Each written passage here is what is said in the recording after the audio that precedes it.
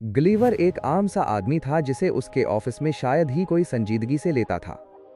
वो एक magazine company में मेल रूम का काम करता था, जहां लोग उसे सिर्फ एक मजाक समझते थे। एक दिन उसका दोस्त डैन उसे साफ साफ कहता है कि वो जिंदगी में आगे इसलिए नहीं बढ़ पाता क्योंकि वो हमेशा डरता रहता है और कभी खुद पर एतमाद नहीं करता। ये बात ग्लीवर के दिल पर लगती है और वो खामोशी से ऑफिस से बाहर निकल जाता है। रात के वक्त वो देखता है कि डार्सी अभी तक ऑफिस में काम कर रही है। ग्लेवर काफी अरसे से उसे पसंद करता था, लेकिन कभी अपने दिल की बात नहीं कह पाया। हिम्मत करके वो इसके कैबिन में जाता है, मगर घबराहट में कुछ बोल नहीं पाता और अचानक ट्रैवल राइटिंग के फॉर्म मांग लेता है।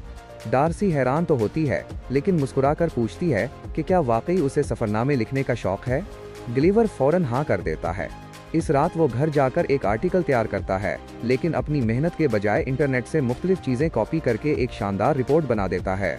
अगले दिन जब डार्सी वो रिपोर्ट पढ़ती है तो बहुत मुतासिर होती है। वो फौरन ग्लीवर को एक खास असाइनमेंट देती है, बरमूदा ट्रायंगल पर रिपोर्ट तैयार करने की। ग्लीवर खुशी खुशी सफर पर निकल पड़ता है। उसे एक छोटी खुदकार कश्ती दी जाती है और कहा जाता है कि उसे चलाना बहुत आसान है। शुरू में सब कुछ मजे से चलता रहता है। वो समंदर की तस्वीरें लेता है, मैगजीन पढ़ता है और खुद को बड़ा बहादुर महसूस करता है। लेकिन कुछ देर बाद उसे नींद आ जाती है। जब उसकी आंख खुलती है तो आसमान पर काले बादल छाए होते हैं और समंदर में खौफनाक तूफान आ चुका होता है। एक बहुत बड़ी लहर उसकी कश्ती को उलट देती है और ग्लीवर समंदर की गहराई में जा गिरता है। पानी की तेज लहरें उसे घुमाते हुए कहीं दूर ले जाती हैं और वो बेहोश हो जाता है। जब उसे होश आता है तो वो खुद को जमीन पर बंधा हुआ पाता है। उसके हाथ पांव रस्सियों से बंधे थे। जैसे ही वो गर्दन उठाता है, हैरान रह जाता है। उसके ऊपर छोटे छोटे इंसान खड़े थे जिनकी लंबाई सिर्फ चंद इंच थी। उनके हाथों में नन्हे तीर और भाले थे। उनमें से एक खुद को लेलीपुट की फौज का कमांडर एडवर्ड बताता है। ग्लीवर को मालूम होता है कि वो लेलीपट नामी अजीब सल्तनत में पहुंच चुका है जहां सब लोग निहायत छोटे हैं। शुरू में वो लोग ग्लीवर को खतरनाक देव समझते हैं, मगर जब ग्लीवर गलती से अपनी रस्सियां तोड़ देता है तो सब घबरा जाते हैं और उस पर तीर चलाना शुरू कर देते हैं। बाद में उसे बादशाह के सामने पेश किया जाता है। बादशाह की बेटी शहजादी मेरी ग्लीवर को देखकर खौफजदा होने के बजाय उसके लिए हमदर्दी महसूस करती है। लेकिन एडवर्ड बादशाह से झूठ बोलता है कि ग्लीवर दुश्मन रियासत का जासूस है। चंद दिन बाद दुश्मन रियासत बिलीफोस को अचानक हमला कर देती है और महल में आग लग जाती है।